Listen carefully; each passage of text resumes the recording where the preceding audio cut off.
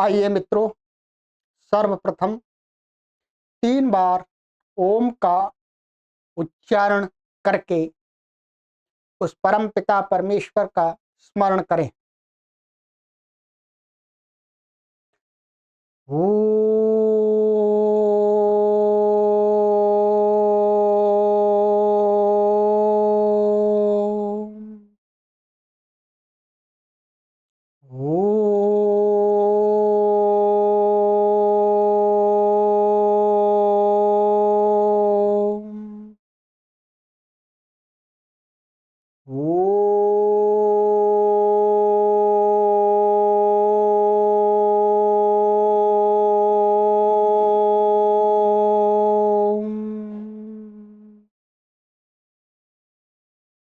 सभी को सादर नमस्ते।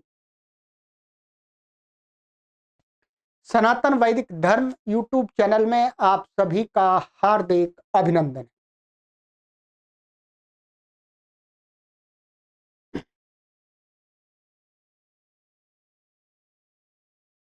आइए मित्रों,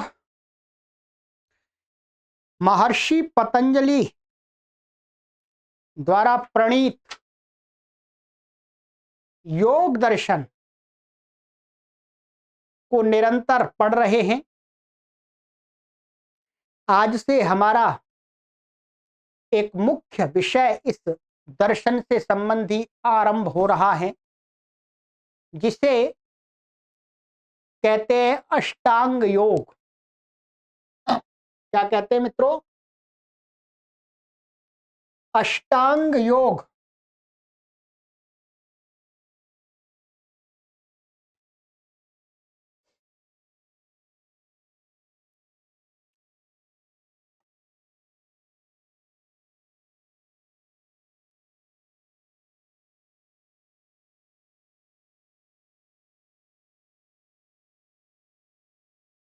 ये बहुत प्रसिद्ध है।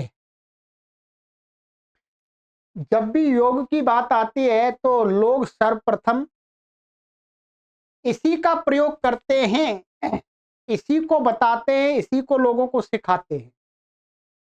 प्राय करके संपूर्ण योग दर्शन तो कुछ गिने चुने लोग ही पढ़ते हैं, परंतु योग के नाम से वर्तमान में अष्टांग योग को ही पढ़ा जाता है।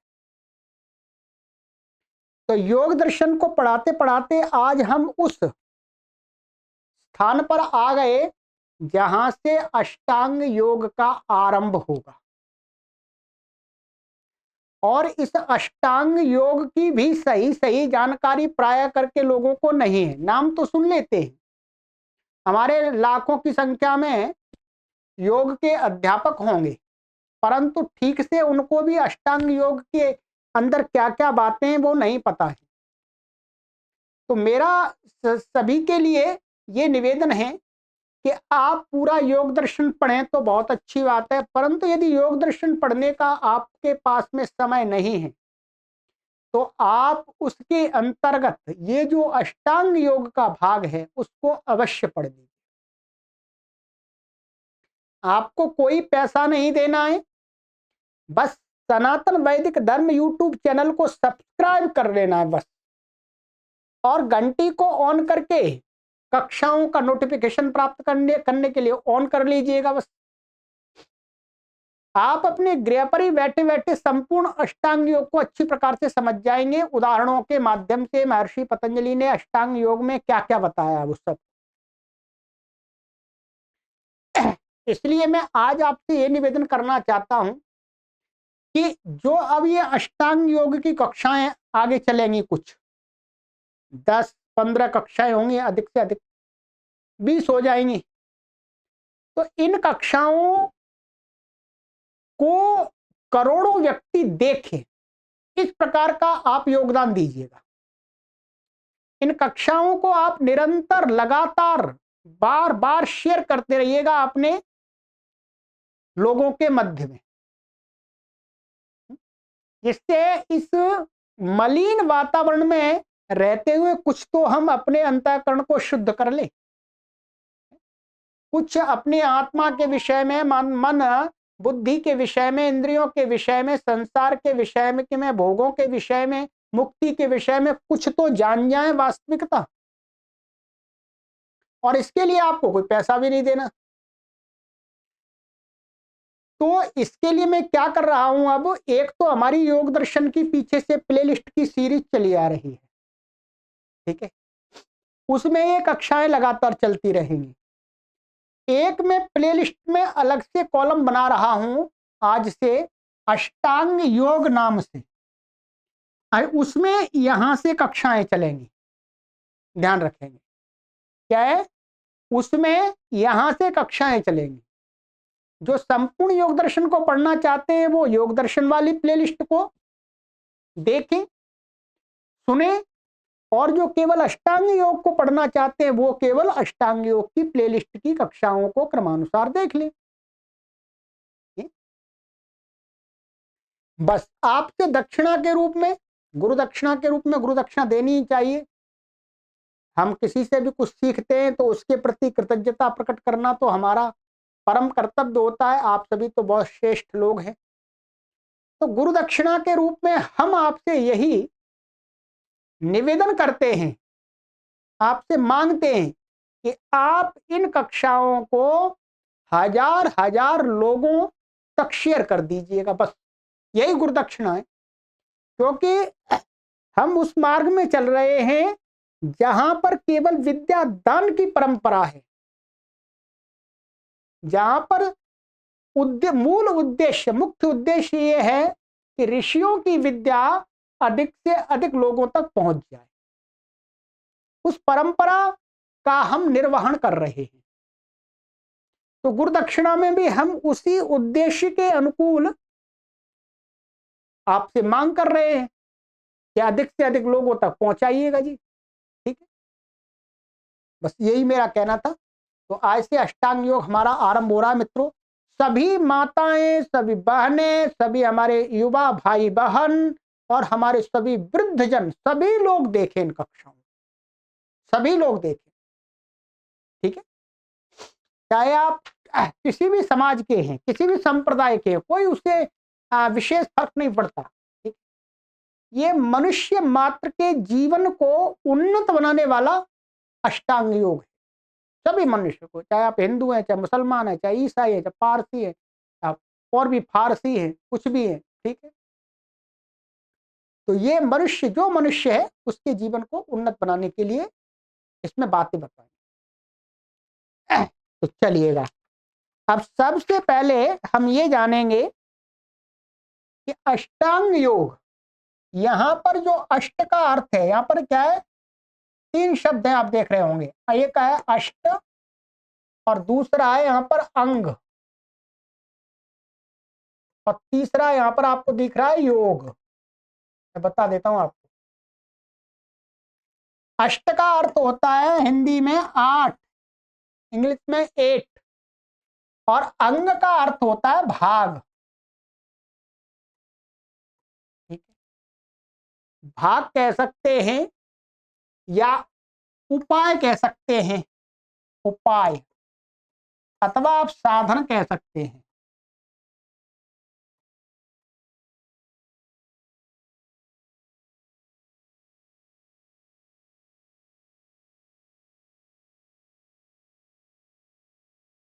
कुछ भी कह लीजिएगा।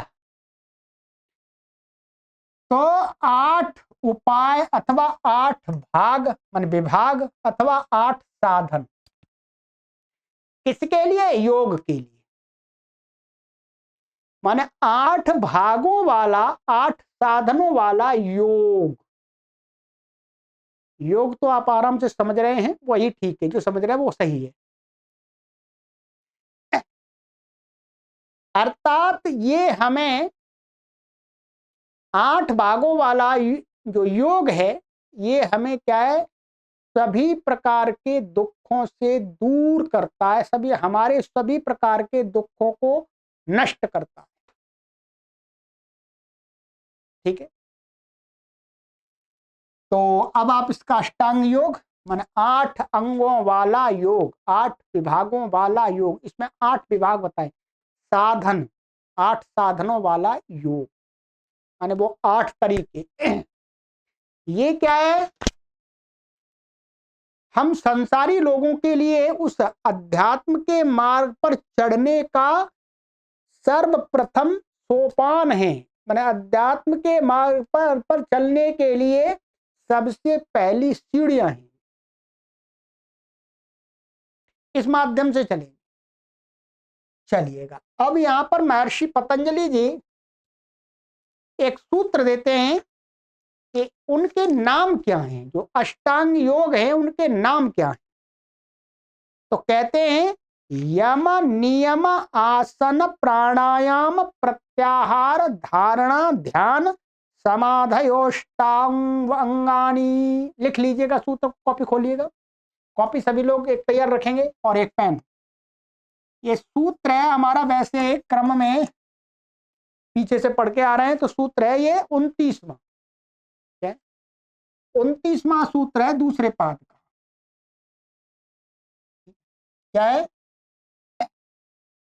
लिखिएगा यम नियम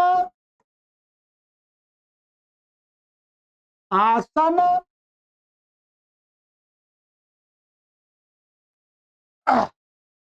प्राणायाम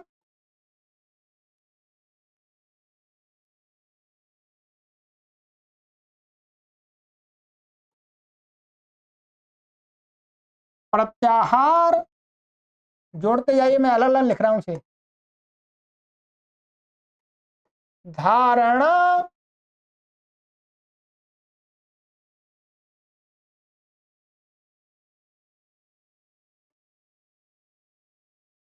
ध्यान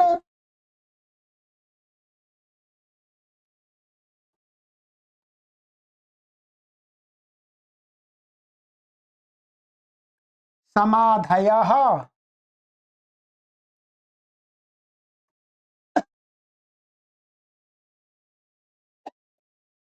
अष्टौ अंगानि।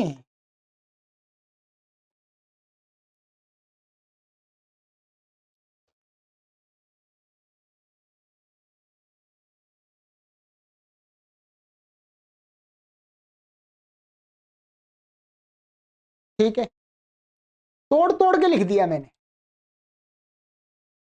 इनको रट लीजिएगा।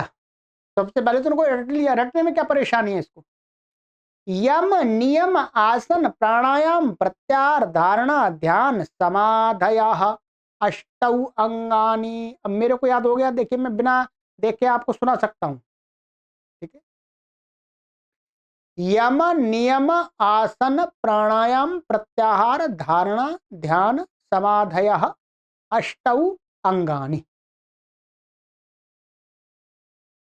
ये number 1, number 2, number 3, number 4, number 5, number 6, number 7 और नंबर 8। हो गए 8। अष्टौ माने 8, अंगानी अंग हैं किसके? योग की। अर्थात ये योग कैसा योग है? 8 विभागों में बटा हुआ है, 8 सीढ़ियों वाला योग। ठीक है, योग अर्थात मुक्ति को प्राप्त करना। तो मुक्ति को प्राप्त कहते हैं, मुक्ति को प्राप्त करना है भाई। दुख मुक्ति माने तीनों प्रकार के, आदि भौतिक, आदि दैविक और आध्यात्मिक, तीनों प्रकार के दुखों से पूर्ण रूप से निवृत्ति माने नाश कर देना अपने सभी दुखों का। तो ये रास्ते बताए गए। ठीक है, दुखों का नाश प्राय करके पैसे से नहीं होगा। पैसा तो कुछ थोड़ा सा हेल्प कर सकता है, परंतु दुखों का नाश करना, पूरे दुख, सभी दुखों का नाश करना है तो ये संसार के पैसे, गाड़ी घोड़ा, परिवार के लोग ये काम नहीं आते। महर्षि पतंजलि कहते हैं कि मनुष्य को यदि अपने दुखों का नाश करना है तो इनको समझना होगा, इनको अपनाना होगा। क्योंकि ये ही योग के 8 अंग हैं। ठीक है जी। अब क्रमशः एक एक पर चर्चा करेंगे, विस्तार से अच्छी प्रकार से समझेंगे। ठीक है, जल्दी नहीं करेंगे। मैंने नाम गिना दिए, उनको समझना है। ये जीवन में अपनाने वाला है ये अष्टांग योग। ठीक है, ये सुन करके छोड़ने वाला नहीं है, ध्यान रखेंगे, बहुत आनंद आएगा आपको। अब इसमें सबसे पहले ये बताएंगे कि यम का अर्थ क्या है।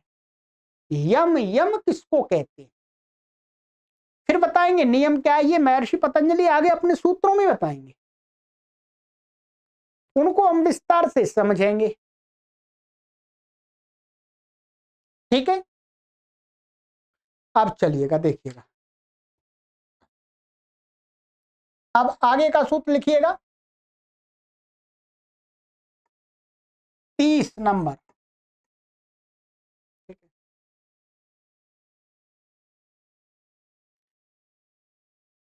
आगे का सूत्र है यम। यम क्या होते हैं, तो कहते हैं अहिंसा, सत्य, अस्तेय, ब्रह्मचर्य, अपरिग्रहाः, यमाः। बहुत महत्वपूर्ण सूत्र है, बहुत ही महत्वपूर्ण है। क्या है, अहिंसा,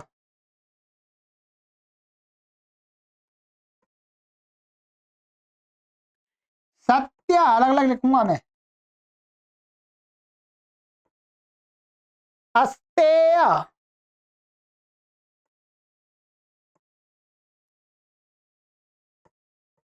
ब्रह्मचर्य,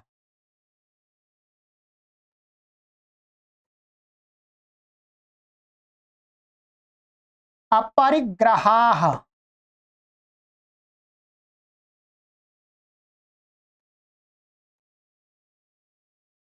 अपरिग्रहाः यमाः। ध्यान रखेंगे, कहीं कहीं पर ये जो है ये नहीं होगा विसर्ग, तो भी सही है। आप विसर्ग यहां लगा भी सकते हैं, नहीं भी लगा सकते। मैंने बिना व्याकरण के नियम लगा करके, व्याकरण की संधि का प्रयोग ना करके लिखा है, अहिंसा, सत्य, अस्तेय, ब्रह्मचर्य, अपरिग्रहाः, यमाः।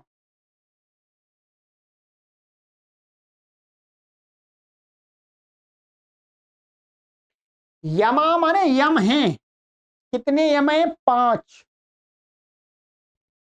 कितने, 5। कहते हैं कौन सा, एक नंबर 1 अहिंसा, बहुत सुना होगा आपने, परंतु यहां पर आज देखेंगे। सत्य दूसरा है, अस्तेय तीसरा है। अस्तेय शब्द का बहुत सारे लोगों को अर्थ भी नहीं मालूम होगा। ब्रह्मचर्य चौथा है। पांचवा क्या है बोलो, अपरिग्रह।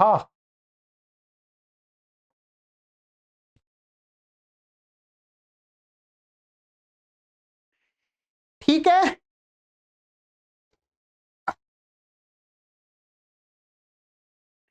अब क्रमशः यहां पर अहिंसा, सत्य, अहिंसा क्या है, सत्य क्या है, अस्तेय क्या है, ब्रह्मचर्य क्या है, अपरिग्रह क्या है, यम क्या है, ये यहां पर विस्तार से ध्यान रखेंगे। क्या है, विस्तार से जो महर्षि व्यास का जो भाष्य है उसमें समझाइए। क्या है, महर्षि व्यास का जो भाष्य है उसमें विस्तार से इन पर चर्चा की गई है, तो उसको साथ लेकर के मैं आपको समझाऊंगा। ठीक है, देखिएगा, ये कहते हैं अहिंसा। अहिंसा का अर्थ है, हिंसा माने किसी को मारना या किसी को कुछ आघात पहुंचाना, और उसका विपरीत किसी को न मारना, किसी को प्राणों से विमुक्त ना करना, और किसी को आघात न पहुंचाना, ये क्या हो गई, अहिंसा। वस्तुतः हम सभी को अहिंसा अहिंसा को अपनाने के लिए कुछ अहिंसा के कार्य नहीं करना पड़ता। जैसे भोजन खाते हैं, खाना क्रिया करनी पड़ती है, पेट भरने के लिए खाना क्रिया करनी पड़ती है, वैसे ही यहां पर यह बताया गया है कि मनुष्य को जो अहिंसा है, इस अहिंसा को कुछ धारण नहीं करना पड़ता। क्या करना पड़ता है? हिंसा को छोड़ना पड़ता है। समझिएगा, आप ऐसा नहीं मानिएगा कोई कमरा है, कोई रूम है, वो गंदा है, कोई उसमें क्या करते हैं, उसको साफ करना हो तो क्या करते हैं, सफाई लाते नहीं है। क्या करते हैं, जो गंदगी है गंदगी को हटाने पर हटा दी, उसी का नाम सफाई है। भाई गंदगी को हटाने का नाम ही सफाई है। वैसे ही अहिंसा क्या है? हिंसा को छोड़ देने का नाम ही अहिंसा है। हिंसा न करने का नाम ही अहिंसा है। हिंसा की वृत्ति को अपने अंदर से पूर्ण रूप से समाप्त कर देने का नाम क्या है? अहिंसा है। ऐसा नहीं है क्या हिंसा छोड़ो फिर अहिंसा लाओ। हिंसा छूटती जाती है, अहिंसा अपने आप जो स्थिति तैयार होती है उसी का नाम अहिंसा है। अर्थात हिंसा के त्याग से उत्पन्न, अर्थात हिंसा से निवृत्त जो स्थिति है हमारी चित्त की, वही स्थिति क्या है? अहिंसा है। ये समझना है। अहिंसा ऐसा नहीं होता कि पहले हम प्राणियों की हिंसा करना छोड़ें फिर हम कुछ ऐसा करें, उसका नाम अहिंसा है। नहीं, बस प्राणियों की हिंसा छोड़ देना ही क्या है? अहिंसा। ये ध्यान रखेंगे, यहां पर योग की बात कर रहे हैं। योग की बात कर रहे हैं तो ये योग की बात किसके लिए है? योग साधकों के लिए। ध्यान रखें, ये बहुत विशेष, तो पढ़ाने वाले लोगों को समझाना चाहिए। ये बातें किसके लिए बताई जा रही हैं? कि जो व्यक्ति अध्यात्म के पथ पर चलते हैं या चलने के लिए तैयार हैं, उनके लिए बताई जा रही।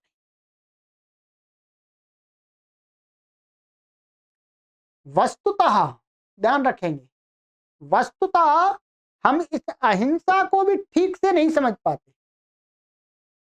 ये ध्यान रखें, यहां पर जो भी बातें बताई जा रही हैं ये किसको ध्यान में रख करके बताई जा रही हैं? ये राजा को ध्यान में रख करके बातें नहीं बताई जा रही। ये क्षत्रिय प्रवृत्ति के लोगों को ध्यान में रख करके बातें नहीं बताई जा रही। ये साधकत्व प्रवृत्ति वाले लोगों को ध्यान में रख करके बातें बताई जा रही हैं।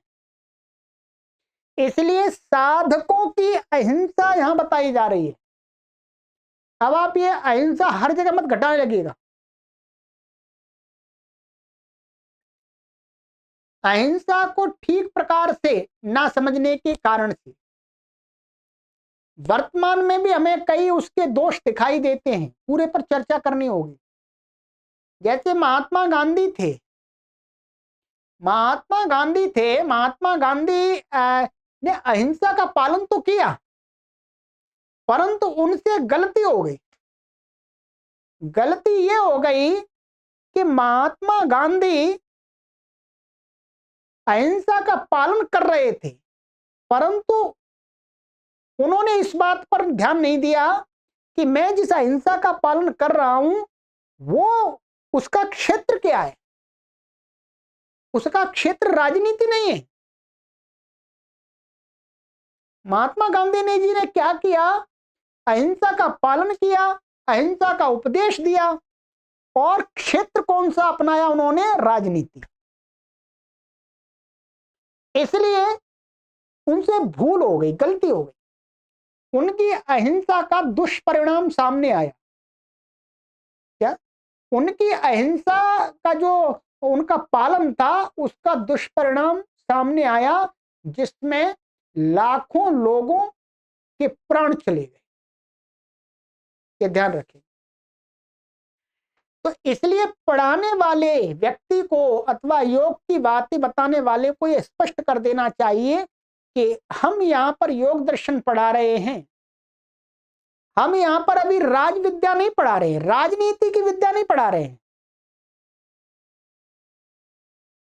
हम योग की विद्या पढ़ा रहे हैं महर्षि पतंजलि की। इसलिए इसका क्षेत्र भी अपनाएं, क्योंकि कोई भी बात हर क्षेत्र में लागू नहीं होती है।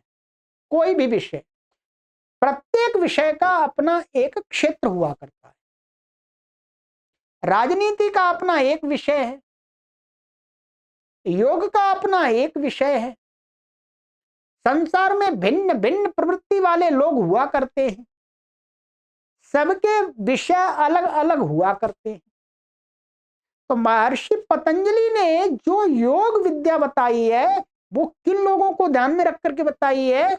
जो अध्यात्म के पथ पर चल रहे हैं, अध्यात्म के पथ पर चलने के इच्छुक हैं, उनके लिए बताई है। उनके लिए ये नहीं बताया कि भाई तुमको राज व्यवस्था चलानी है, राजगद्दी पर बैठना है, ठीक है, शासन व्यवस्था को संभालना है और आप इस अहिंसा का पालन कीजिएगा। नहीं, वो गलत हो जाएगा। वहां जो माने राजा की पदवी पर जो बैठा हुआ व्यक्ति है, राजा के पद पर जो बैठा हुआ व्यक्ति है, उसके कर्तव्य अलग हैं, उसका परिणाम अलग है, उसका फल अलग है। और ये जो योग के अध्यात्म का मार्ग है, इसका अलग है। तो इसलिए हम भी आपको पहले ही सतर्क कर देना चाहते हैं कि जो हम अभी आपको बताएंगे ये अहिंसा इनके लिए है जो अध्यात्म के पथ पर चलने के लिए तैयार हैं या चल रहे हैं। ठीक है, आप राजनीति में प्रवेश कर रहे हैं और वहां पर आप इस अहिंसा का झंडा उठाएंगे तो आप अपना भी सत्यानाश करेंगे और समाज का भी सत्यानाश करेंगे। ध्यान रखिएगा, हम एक आचार्य हैं, इसलिए हमारा काम भी है सतर्क करना, सही संदेश देना। ठीक, तो इसलिए जो ये यहाँ पर अहिंसा बताई जा रही है कि जो योग के पथ पर, अध्यात्म के पथ पर चलने वाले जो पथिक हैं उनको क्या करना चाहिए? अहिंसा का पालन करना चाहिए। अहिंसा माने उनको ये ध्यान रखना है, उनको अपना जीवन ऐसे जीना है कि उनके जीवन से किसी भी प्राणी को दुख ना मिले, किसी भी प्राणी की जान ना जाए। महात्मा गांधी जी के अहिंसा के पालन से तो लाखों लोगों का कत्ल हो गया, आप इतिहास उठा लीजिएगा। इसलिए उन्होंने ठीक से समझा नहीं। बेशक अब वो, चलिए माना हमने, वो महापुरुष हैं, आदर्श पुरुष है, परंतु वो अहिंसा के प्रयोग को ठीक समझ नहीं पाए। राजनीति की अहिंसा अलग होती है, उसके लिए जो नीति ग्रंथ हैं वहां पर अहिंसा बताई गई है, और जो यहाँ पर अहिंसा बताई जा रही है, ये बताई जा रही है अध्यात्म के पथ पर चलने वाले लोगों के। ये ध्यान रखेंगे। तो ये कहते हैं कि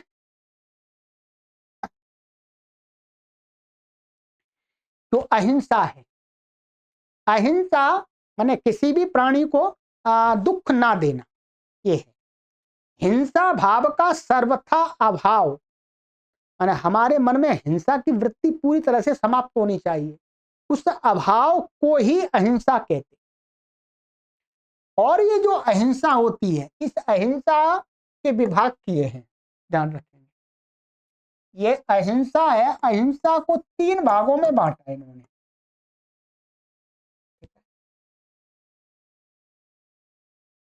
इसको बांटा, एक बांटा इन्होंने, इसको बोलते कृत, कारित और अनुमोदित। एक का कृत अहिंसा, कृत और दूसरी है हमारी, अब ये पहली है ये तो,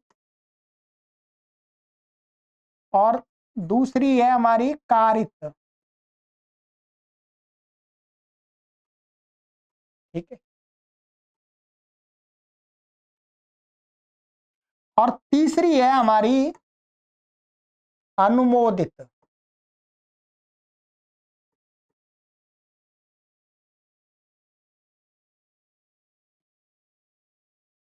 ठीक है, ये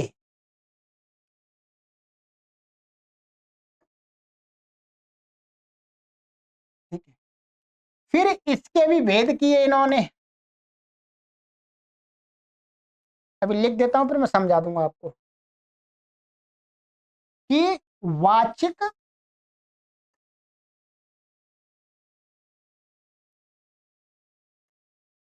और वाचिक, एक मिनट, वाचिक, कार्मिक या शारीरिक लिख देता हूं, सरल सरल शब्द शारीरिक है।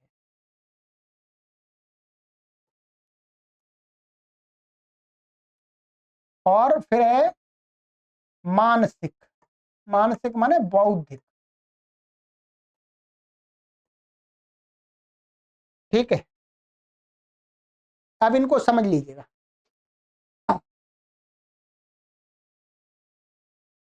कृत हिंसा ये है कि स्वयं के द्वारा की हुई, क्या, स्वयं के द्वारा की हुई हिंसा माने किसी प्राणी को कष्ट देना, किसी प्राणी को मार देना। बकरे हैं, मुर्गियां हैं, ये सभी है? तो इनकी माने इत्यादि हम देखते हैं। तो कृत माने स्वयं के द्वारा की गई हिंसा, उस हिंसा का अभाव न होना ही कृत अहिंसा है। ठीक है, तो ठीक है, जैसे अहिंसा कृत माने कृत अहिंसा, कृत अहिंसा का मतलब क्या होगा, उल्टा आएगा, माने जो स्वयं के द्वारा न की गई, माने इसको हम ऐसा कर देंगे कि ये या इसको हटा देते हैं, हिंसा कर देते हैं, जो वो हिंदी में थोड़ा सा अटपटा सा लग रहा है। हिंसा, कृत हिंसा माने अपने द्वारा की हुई हिंसा, उसको रोकना, कृत अहिंसा हो जाएगी। तो और कारित हिंसा, कारित माने दूसरे के द्वारा कराई गई, माने मैंने किसी से करवाई हिंसा। और इसी प्रकार से अनुमोदित, जत्ता छूट रहा है, कहीं कि छूट जाता है, क्षमा कीजिएगा। अनुमोदित माने कोई हिंसा कर रहा है, मैंने उसको सपोर्ट कर दिया, समर्थन दे दिया, ठीक है करने दो, करो करो भाई करो, कुछ नहीं हो रहा करो। ये तीन प्रकार की हिंसा को रोकना, न करना, क्या हो जाएगी, कृत अहिंसा, कारित अहिंसा और अनुमोदित अहिंसा। अहिंसा के साथ संबंध लगा देंगे। फिर ये भी तीन तीन प्रकार की होती है। वाचिक माने वाणी से, वाणी से किसी को कष्ट देना, वाणी से किसी को आघात पहुंचाना। और दूसरी शारीरिक, शरीर से किसी को लाठी मार दी, डंडा मार दिया, थप्पड़ मार दिया, तलवार मार दी उठा करके, गड़ासा मार दिया, चाकू मार दिया, चाकू से काट दिया। कितना दशा देखते हैं, कैसे मछलियों को ये कसाई, जो कसाई कैसे काटने वाले हैं, वो कैसे काटते रहते हैं, देख करके बहुत कष्ट भी होता है, परंतु हम तो कुछ नहीं कर सकते। हाँ, स्वयं तो नहीं कर रहे। ठीक है, ये शारीरिक हो गई। और वाचिक बता ही दिया, किसी को हमने गाली दी, अपशब्द बोले, कठोर शब्द बोले।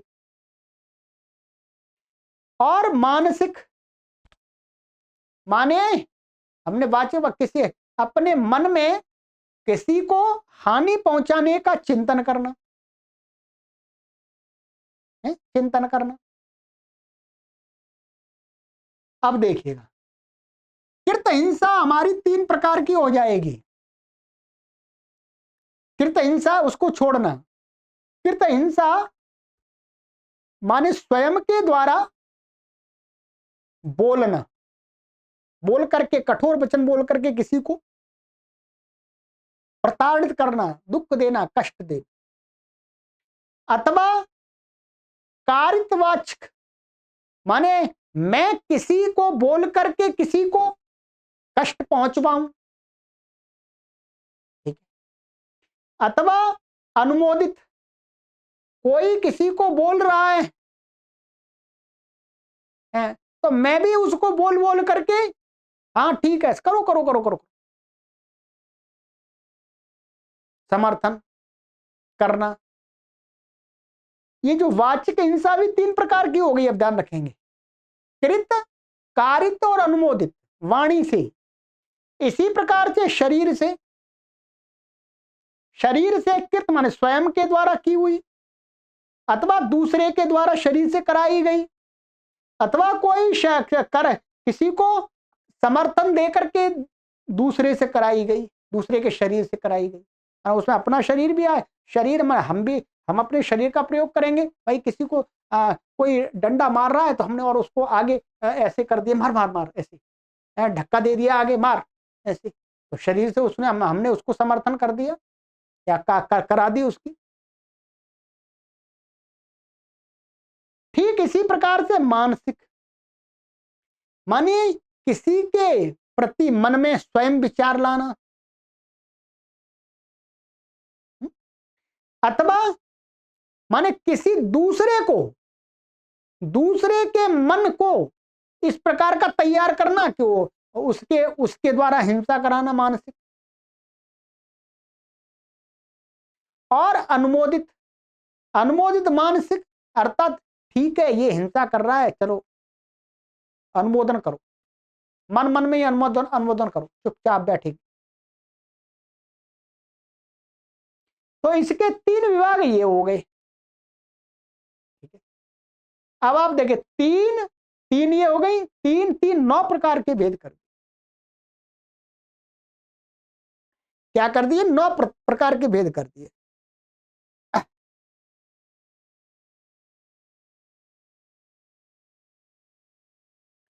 तो वही यहां इसमें लिखा हुआ है कि मन, वाणी और कर्म के द्वारा सर्वदा सभी प्राणियों को क्लेश न पहुंचाना, प्राण हरण न करना, इसे महर्षियों ने अहिंसा कहा है। अहिंसा से बढ़ करके कोई धर्म नहीं है। अहिंसा परमो धर्म, अहिंसा परम धर्म है। हिंसा से बढ़कर कोई पाप नहीं। अतः योगी को सर्वथा हिंसा की वृत्ति से दूर रहना चाहिए। ठीक है, वैसे यहां पर मैंने आपको बताया कि ये योगियों के लिए बताई जा रही है,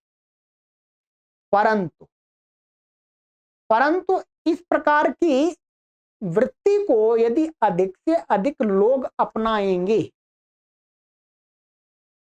तो भी समाज में सुख और शांति बढ़ेगी।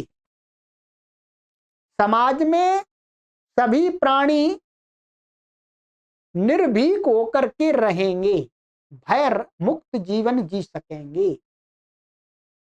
परंतु फिर परंतु आ गया, परंतु जो लोग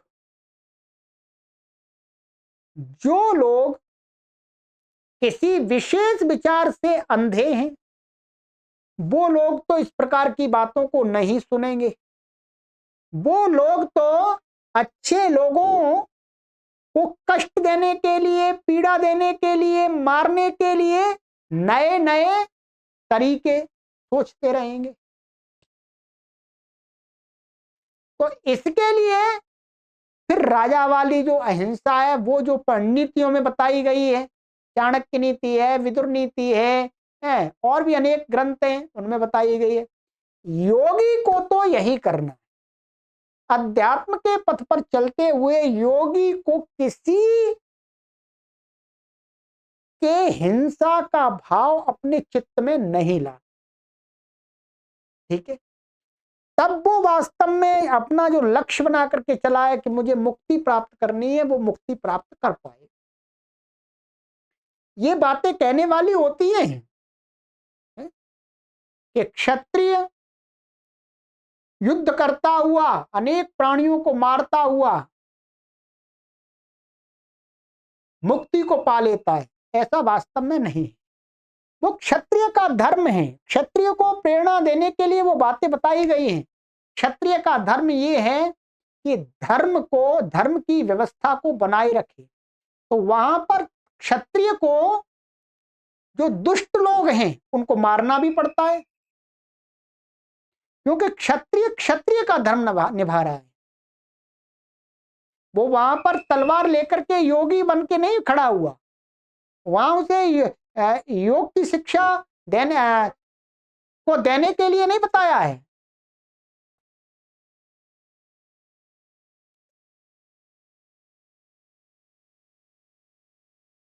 तो ये है, ठीक है।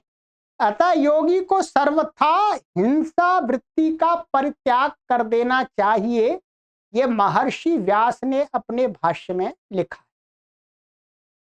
तो बस यही है। इसका यदि आप संस्कृत भी सुनना चाहते हैं तो मैं संस्कृत भी आपको इसकी पढ़ के बता देता हूं, जिससे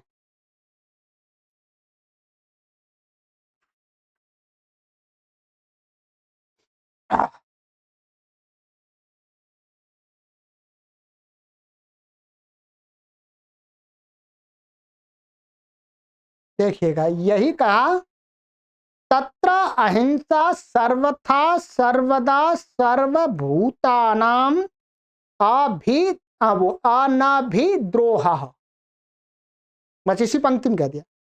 उत्तरे च यम नियम नियमास्तन मूलास्तत सिद्ध परतयैव प्रतिपादनाय प्रतिपाद्यन्ते।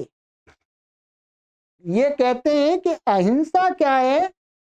सर्वथा माने सभी प्रकार से, सर्वदा हमें सभी समय में, सर्वभूतानाम सभी प्राणियों के, ये नहीं कि छोटा प्राणी है ये प्राणी है, ऐसा नहीं, सभी प्राणियों के जिनके अंदर प्राण है उनके प्रति अनाभिद्रोह। अनाभिद्रोह का अर्थ हुआ हमारा कि उनके प्रति माने उनको कष्ट न देने का संस्कार, कष्ट न देना ही क्या है?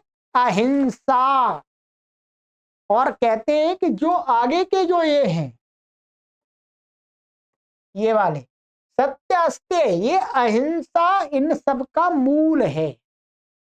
अहिंसा का हम पहले पालन करेंगे तो ये आगे वाले धीरे धीरे अपने आप आराम से हम अपना लेंगे, इनको जीवन में धारण कर सकते हैं, ठीक है। तो ये अहिंसा के मैंने आपको भेद भी बता दी, वो हिंसा अहिंसा के भेद भी बता दिए। और अहिंसा वस्तुतः क्या है? हिंसा का त्याग ही अहिंसा है, बस, ठीक है। अब आगे की कक्षा में करेंगे हम दूसरा यम, हमारा सत्य, सत्य पर चर्चा करेंगे, और अस्तेय पर करेंगे, ब्रह्मचर्य पर करेंगे, और अपरिग्रह। कोशिश करेंगे चारों पर हो जाए। चलिएगा, सभी को सादर नमस्ते। ओम।